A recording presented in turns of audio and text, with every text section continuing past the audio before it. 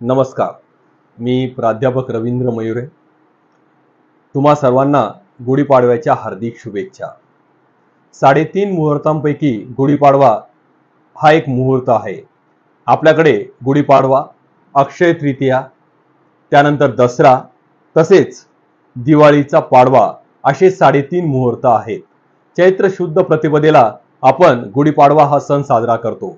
गुढीपाडवा सण साजरा करण्यामागे बरेचसे कारण आहेत, पण त्यामागील सर्वात महत्त्वाचं कारण म्हणजे आज जे काही नवीन वर्ष आहे आपलं मराठी वर्ष, साधारणतः शालिवाहन या नावाने ओळखलं जातं. आज जर तुम्ही पंचांग आणलं असेल तर पंचांगवरती बघा की शालिवाहन 1946 ला आज सुरुवात झालेली आहे. म्हणजे साधारणतः 1946 वर्षापूर्वीचा इतिहास या आजच्या दिवसाला आहे की का बरं साजरा करतात. तर त्याचा मागचं कारण शालिवाहन नावाचा एक कुंभाराचा मुलगा होता. ज्यावेळेस त्याला युद्ध करायचं होतं तर त्याच्याकडे कसल्याही प्रकारचं सैन्य नव्हतं. तर अशी एक लाक्षणिक कथा आहे की त्यांनी काय केलं, मातीचं सैन्य तयार केलं आणि त्यांच्यावरती पाणी शिंपडून त्यांच्यामध्ये जीव आणला, म्हणजे त्यांना सजीव केलं आणि त्यांच्या साह्याने युद्ध करून त्यांनी शत्रूचा पराभव केला आणि विजय संपादित केला. आणि त्याच्या प्रित्यर्थ तेव्हापासून गुढीपाडवा हा सण साजरा करण्यात येतो, अशी ही कथा आहे. पण याचा जर आपण प्रामुख्याने विचार केला तर आपल्या असं लक्षात येईल की खरंच मातीच्या सैन्यांमध्ये त्यांना पाणी शिंपडून त्यांच्यामध्ये जीव आणता येईल का, त्यांना सजीव करता येईल का. तर याच्या मागचं कारण म्हणजे असं आहे, ही एक लाक्षणिक कथा आहे. त्यांनी काय केलं की त्या काळात समाजामध्ये जो काही वर्ग होता, जे काही लोक होते, ते सगळे दीन दुर्बल लाचार झालेले होते. तर त्यावेळेस त्यांनी त्यांना प्रेरणा देऊन त्यांना सांगितलं की तुमच्यामध्ये शौर्य आहे, तुम्ही लढू शकता, लढण्याची शक्ती तुमच्यामध्ये आहे. आणि या प्रेरणेने त्या सगळ्या लोकांनी एकत्र येऊन शत्रूचा पराभव केला आणि विजय संपादित केला. आणि त्याच्या प्रित्यर्थ तेव्हापासून गुढीपाडवा हा सण साजरा करण्यात येतो, असं हे एक उदाहरण आहे. मग सांगण्यामागचं कारण म्हणजे आजही ती परिस्थिती निर्माण झालेली आहे समाजामध्ये. आज आपण सगळे दीन लाचार दुर्बल झालेलो आहोत. मग अशा परिस्थितीमध्ये आपल्याला देखील एका शालिवाहन सारख्या एका व्यक्तीची गरज आहे की जो आपल्याला सांगेल की आपल्यामध्ये शौर्य आहे आणि आपण लढू शकतो.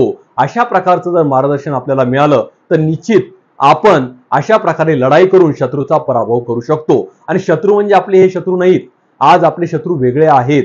आपण हे दीन लाचार दुर्बल का झालोय, कारण आपल्याला आज आध्यात्मिकतेची बैठक नाहीये, त्याच्यामुळे आपल्यावरती हे संकट येत आहेत. बऱ्याचशा लोकांना असा प्रश्न पडतो की मी तर भरपूर संपत्ती कमवली, माझ्याकडे खूप पैसा आहे, तरी देखील मी दीन लाचार का झालो. याच्या मागे अशी कारण का घडतायत, का होतंय असं. तर त्याच्या मागचं कारण असं आहे की आपल्याला आज आध्यात्मिक बैठक नाही, आपल्याला एक चांगला मार्गदर्शक नाहीये. तो जर आपल्याला लाभला तर आपण आपल्या जीवनामध्ये परिवर्तन घडवून आणू शकतो. आपण जर विचार केला, ज्यावेळेस हनुमंताला समुद्र लांघून सीता मातेचा शोध घ्यायचा होता, त्यावेळेस हनुमंताच्या मनामध्ये विचार आला की आपण एवढा समुद्र लांघून जाऊ शकत नाही. त्यावेळेस जांबुवंतांनी त्यांना मार्गदर्शन केलं, त्यांना प्रेरणा दिली आणि त्या प्रेरणाच्या साह्याने हनुमंतांनी समुद्र लांघून सीता मातेचा शोध घेतला.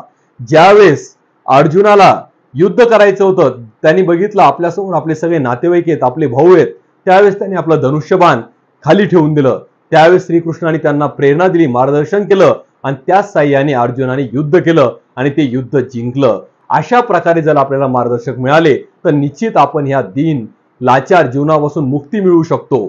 त्याचप्रमाणे ज्यावेळेस श्रीराम हे सीता मातेच्या शोधामध्ये जात असताना सुग्रीवाच्या साह्याने त्यांनी वालीचा वध केला, त्यावेळेस लोकांनी आनंदाच्या भरामध्ये येऊन आपल्या अंगणामध्ये गुढी उभारल्या.